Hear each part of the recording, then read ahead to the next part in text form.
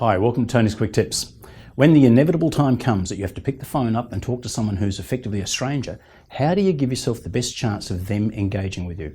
You're probably thinking straight away, I don't do cold calling, so I'm fine. But great telephone technique can make a serious difference to your success no matter whether you're cold calling or ringing a lukewarm referred lead. You know those ones where you get the lead but the referrer says, don't use my name? It helps even when you're calling existing clients and you're wanting to raise a new issue or area of advice with them. Now see, there's a structure to great telephone technique and there's a deliberate style as well. Now note that I said there is a structure and style. I didn't say there is a script. A script is important for helping you organise your thinking and being prepared, getting your main points down in the right order rather than just flying by the seat of your pants. But scripted conversations always sound like scripted conversations, unless you're a fabulous actor. The structure matters because we have to try, without body language and the non-verbal communication clues, to get the other person's attention as quickly as possible and have them focus on the conversation. We have to obtain permission and then quickly generate interest if we want them to stay engaged. Now that interest has to be good enough to trigger desire on their part, the desire to go on to the next step, which is often agreeing to meet with us to discuss the idea in detail. Now finally, we have to wind it up nicely and with a clear action or outcome from the discussion.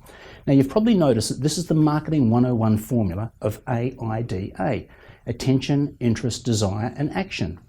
But that's not the structure. They are the objectives that we're trying to achieve at each point in our structure. They're the things that we know must be achieved if the person on the other end of the phone is to stay with us and ultimately agree to meet or follow through. So in the next couple of quick tips videos, I'm going to break down the structure and talk to each part in detail. But let's focus just for the moment on style. I'm referring to how you deliver your words when I talk about style, how you say what you say, how much energy or change in tonality is needed, and when. The thing is, when we're talking with someone on the phone, they really only have the audio to work with. So how we use the audio makes a huge difference. At the front of the conversation, when we're wanting to get people's attention, we need to bring the tonality up.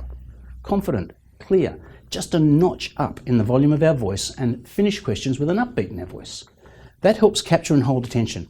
Now once we've got permission to move on, and we're into the core reason for calling, the interest generating stage, we need to pick the tempo up a little bit quicker than we might otherwise speak in person. Not racing, but we just use small pauses to emphasize a point, as I've just done. So as we move to the end of the conversation and we're closing in on the action point, the tonality should soften and the tempo slow down. This reduces tension and it makes the person at the other end less likely to feel that they're being controlled.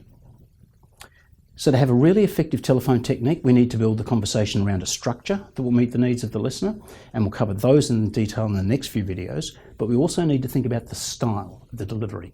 One of the keys to effective phone conversations is getting the tonality and the tempo and the energy levels right at the right points in the conversation. And that's the quick tip for today.